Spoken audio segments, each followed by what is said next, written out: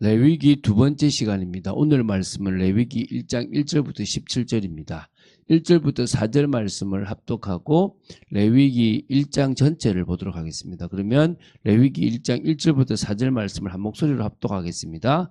여호와께서 회막에서 모세를 부르시고 그에게 말씀하여 이르시되 이스라엘 자손에게 말하여 이르라. 너희 중에 누구든지 여호와께 예물을 드리려거든 가축 중에서 소나 양으로 예물을 드릴지니라.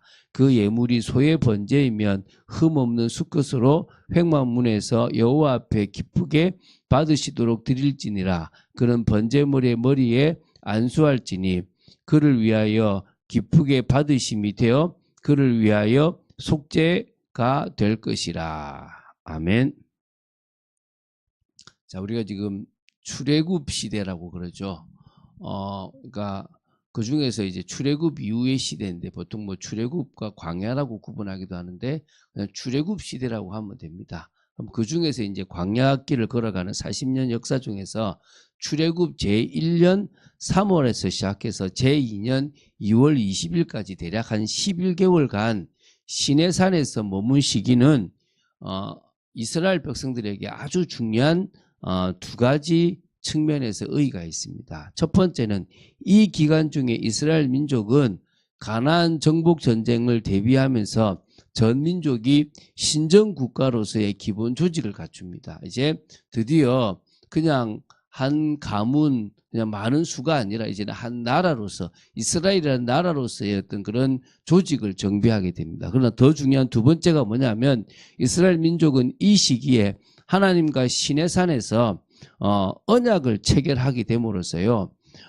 구약 하나님께서 택하신 백성 선민으로서의 본격 어떤 그런 시작이 되어지는 그런 중요한 시기였다는 겁니다. 그래서 이때 하나님의 임재와 상징을 이렇게 그 임재를 그 상징하는 처소죠. 성막을 건립하고요. 각종 율법까지 수여받게 되고요. 그래서 진정한 하나님의 백성으로서의 새 삶을 어떻게 시작해야 되는지를 이렇게 나누게 됩니다. 그래서 이 11개월의 시기는 사실 엄청나게 중요한 시기인데 이때도 이스라엘은 왜 이 시기가 필요한지 모르고 왜 모세가 시내산에 있는지도 모르는 그런 어리석은 모습이 나왔죠. 그죠? 근데 뭐 그런 거는 다룰 게 아니고요.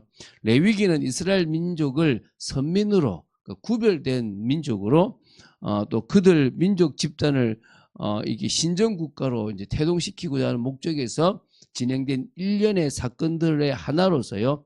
시내산 이 언약 체결 또 성막 건립에 있어 중요한 율법 수요를 주로 이렇게 기록한 책이라고 보면 됩니다. 그래서 레위기는 이스라엘 민족이 하나님과 언약을 맺고 선민으로서 하나님의 임재와 상징적 처소인 성막까지 건립된 상황에서 이제 이 성막을 중심으로 하여 다른 민족들과 정말 구별된 거룩한 삶을 살 수 있는가에 대한 그런 부분에서 이 각종 율법을 전반적으로 이렇게 기록해 놓았고요. 그러면서 그 중에서 하나님 앞에 나아가는 제사와 절기들을 기록해 놓아서 실제적으로 이스라엘 백성들은 이렇게 살아야 된다라고 하는 이게 다른 민족들과 구별된 이스라엘 백성들의 모습이다라고 하는 것들을 상세하게 기록해 놨습니다. 제가 보니까 시작부터 단순해요. 그냥 이게 한 건이라고 창세기, 출애굽기, 레위기, 민수기, 신명기가 한 흐름 속에 있다고 보시면 레위기는 그냥 뭐냐면 이제 하나님 앞에 나오려면 이렇게 제사를 드려라라고 하는 너희들이 거룩해지고 죄사함을 받으려면 제사부터 시작해서 절기 모든 율법들을 지켜라 라고 하는 부분이 이 레위기라고 보시면 됩니다. 자, 그 중에 레위기 1장부터 7장은요 각종 제사 규례를 제시했어요. 그래서 레위기 전반이 성막과 직간접적으로 관련된 율법들의 모음집인데요. 이 레위기는 그 첫머리에서 성막과 가장 직접적으로 관련되어 있는 각종 제사 규례를 제일 먼저 제시했다라고 보시면 됩니다. 그래서 결국은 그 제사가 인간의 죄를 사하고 이스라엘 백성을요 그리고 하나님 앞으로 나아갈 수 있게 만드는 것입니다. 그게 성막이 존재하는 이유이기도 한 거죠. 그 성막의 번제단이 우리가 피제사를 통해서 하나님께 나아가는 방법이라고 보시면 됩니다. 그래서 이때 번제, 소제, 화목제, 속죄제, 속건제 순으로 이제 1장 1절부터 6장 7절까지 나오고요. 그 다음에 6장 8절부터 7장 38절까지는 각 제사시 제사장의 임무와 제사장의 분깃에 대한 규정을 이렇게 중심으로 보충 규례가 이렇게 다시 한번 주어지고 있다고 보시면 됩니다. 한마디로 이 5 제사와 관련되어 있는 부분이라고 보시면 되죠. 자, 그 중에서 오늘은 1장 1절부터 17절 1장 전체죠. 5대 제사 가운데서 가장 기본적이면서 중요한 번제와 관련되어 있는 규례입니다. 번제는요, 자, 명심하세요. 다른 제사가 제물 중 일부를 제사장이나 제물을 드린 사람의 몫으로 인정하는 것과 달리 제물 전체를 하나님께 태워 바친다는, 전적으로 드리고 완전히 드린다라고 하는 그런 전적 헌신을 의미합니다. 그래서 되게 중요하죠. 그래서 번제는 그것을 드리는 자의 전적인 헌신이라는 부분에서 되게 중요하고요. 동시에 번제는 구약의 모든 제사가 예수 그리스도의 대속 사역을 예표한다고 볼 때 단번에 이루어진 예수 그리스도의 영원하고도 완전한 속죄 사역을 예표합니다. 그래서 예수님의 십자가는 번제와 같다라고 보셔도 되는 겁니다. 그래서 번제의 제물은요, 수소, 수양, 수염소, 그리고 산비둘기나 집비둘기 새끼가 사용되었습니다. 이렇게 제물이 다양하게 사용된 것은 번제물, 그러니까 제물을 바치는 사람의 경제적 형편을 배려한 하나님의 세심한 사랑의 어떤 그런 모습이라고 보셔도 됩니다. 자, 이제 그러면은 좀 이렇게 보는데요, 꼼꼼하게 볼 필요는 없고 툭툭툭 제가 중요한 것들을 보겠습니다. 이제 어떤 의미들이 있는지는 봐야 되겠죠, 그죠? 자, 그러면 먼저 레위기를 시작하는 서두가 1절 2절입니다. 자, 이건 읽었죠. 여호와 하나님께서 회막으로 모세를 부르셨고 예물로 가축 중에서 소나 또 뭡니까 양을 바치게 했습니다. 이게 여호와께 예물을 드리려거든. 그 예물이 이제부터 시작하는데 이제 번제가 시작되고 그 다음에 다른 제물이 나오는데, 모든 예물을 드리려면 소나 양을 중심으로 한 여러 예물을 드리라 그럽니다. 그러면서 이제 첫 번째가 이제 이 번제에 대한 부분입니다. 번제는 아까 말씀드린 소, 양, 염소, 또 새를 드릴 수 있습니다. 이걸 하나하나씩 좀 보겠는데요. 그리고 제사를 드리는 사람을 헌제자, 이렇게, 그러니까 다시 말하면 이렇게 자신을 드리는 헌물을 드리는 사람이라고 해서 헌제자, 또 그래서 제사를 드린 사람이라고 보는데요. 자, 보겠습니다. 자, 3절부터 9절까지가 소를 가지고 번제를 드리는 절차입니다. 조금 잘 사는 사람이겠죠. 그렇죠? 정상적이라고 보시면 됩니다. 자, 그러면 첫 번째 3절에요. 흠없는 수컷을 가지고 드려야 됩니다. 이제 흠이 없어야 되는 거죠. 이게 나중에 예수님 시대에는 흠없는 거를 이제 성경에서 팔았다는 겁니다. 그렇죠? 뭐 흠없다고 하는 게 이제 어떤 상인들하고 이제 결탁된 거죠. 두 번째요. 이 제물을 드린 헌제자가 번제물의 머리에 안수함으로써 직접, 저는 옛날에는 제사장이 안수를 한다고 생각했는데 자기가 자기 번제 그 양한, 그러니까 소에다가 이제 안수를 합니다. 그 자신의 죄를 이렇게 넘기는 거죠. 너 내 죄가 간다.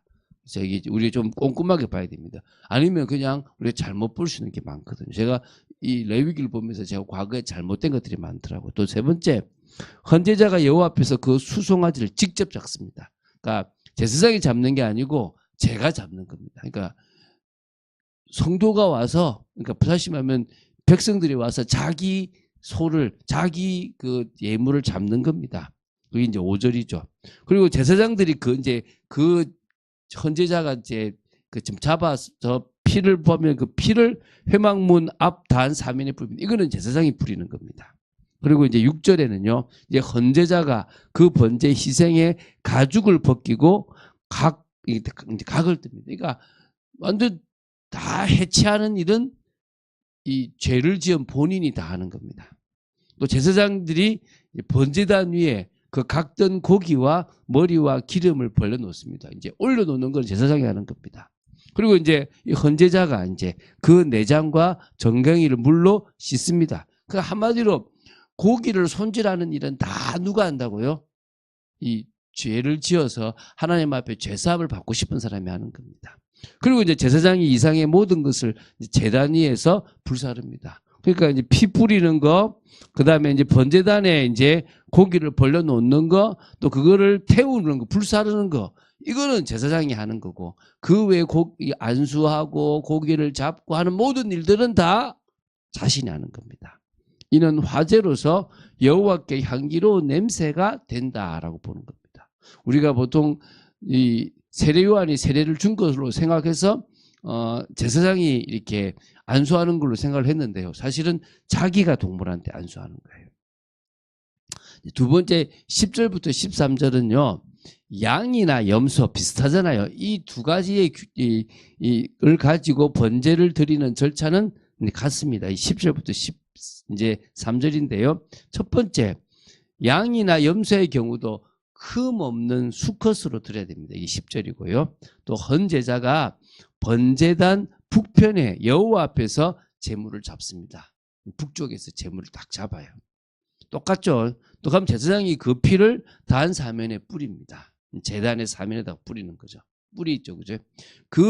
그리고 헌제자가 그 제물에 각을 뜨고 그 머리와 기름을 베어냅니다. 이게 이제 헌제자, 이 제물을 가지고 온 사람, 죄사함을 받고 싶은 사람이 하는 겁니다. 그럼 이제 제사장은 그것을 제단 위에 불 위에다가 타고 있는 나무 위에 벌려 놓습니다. 태우는 거죠.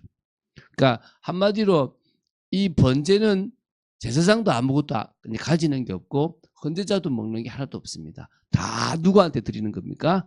이 하나님께 다 태워 드리는 겁니다. 이제 그래서 이 헌제자가 그 내장과 정갱이를 물로 씻습니다. 그러면 또 그걸 또 올려놓고 또 모든 걸 제사장은 또 불로 다 태웁니다. 이거는 화제로서 여호와께 향기로운 냄새가 된다. 드려진다, 받는다. 그러니까 우리가 드려야 돼요. 지금 여러분 지금도 우리는요 피를 가지고 나와야 돼요. 동물의 피가 아니고 예수의 피를 갖고 나와야 돼요.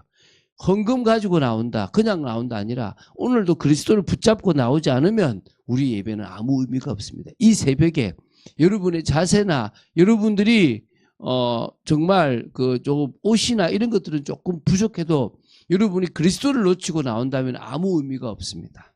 이제 세 번째입니다. 14절부터 17절인데요. 새를 가지고 번제를 드리는 절차입니다. 자, 이 산비둘기나 집비둘기 새끼를 예물로 드려야 합니다. 그리고요, 제사장이 제물을 단으로 가져가 그 머리를 비틀어 끊어 단 위에 불사릅니다. 이제 머리를 비트는 일은 제사장이 하는 겁니다. 그 피는 단 곁에 흘러 이렇게 버립니다. 그리고 제물의 이 모이 주머니와 그 더러운 것은 제거하여 제단 동편 재버리는 곳에 던져 버립니다. 그러니까 더러운 것은 태우지 않는 거죠. 그리고 새의 양 날개를 잡고 새의 몸통을 반쯤 찢어 단 위에 불사릅니다. 찢어야 돼요. 이것도. 그래서 우리가 다 쪼개는데 새만 쪼개지 않는다. 이것도 지금 반쯤 찢어, 완전 쪼개지 않지만 쪼개는 것은 분명합니다. 이는 화제로서 여호와께 향기로운 냄새가 된다는 겁니다. 그래서 우리는 번제, 예수님이 번제가 되셨습니다. 우리를 대신하여 속죄가 되셨습니다. 우리는 지금도 그 예수 그리스도의 십자가의 피를 의지하고 주님 앞으로 나아가는 겁니다. 이제는 헌제자도 자신이고 제사장도 자신입니다. 그래서 사실은 목사가 필요한 게 아니에요. 목사는 제사장이 아닙니다. 그래서 우리 모두가 이제는 만인 제사장이 되었다라고 보시면 됩니다. 이 일을 위해서 예수님이 십자가 지실 때 나의 원대로 마옵시고 아버지의 원대로 되기를 원한다라고 기도했거든요. 우리가 그 마음을 알고 인도받아야 되는 여러분, 저와 여러분 되기를 주 예수 그리스도로 축원드립니다. 주는 그리스도시요 살아계신 하나님의 아들이심을 고백합니다. 오늘 예물을 드리는 부분 중에서 번제에 대해서 배웠습니다. 우리가 제사를 보면서 얼마나 까다롭고 얼마나 힘든지를 보게 하시고, 그러나 여기가 매뉴얼은 아니라 이걸로 가지고 제사를 드리는 방법은 저희들에게도 부족한 걸로 보입니다. 아버지, 저희들이 그 정도로 하나님 앞에 나아가는 것이 어렵고 복잡했다는 사실을 기억하고 오늘도 그리스도 한 분으로 끝났다는 이 엄청난 비밀에 감사하고 또 그것을 붙잡고 나오는 저희들 되도록 지켜 주시옵소서. 주 예수 그리스도 이름으로 기도드립니다. 아멘.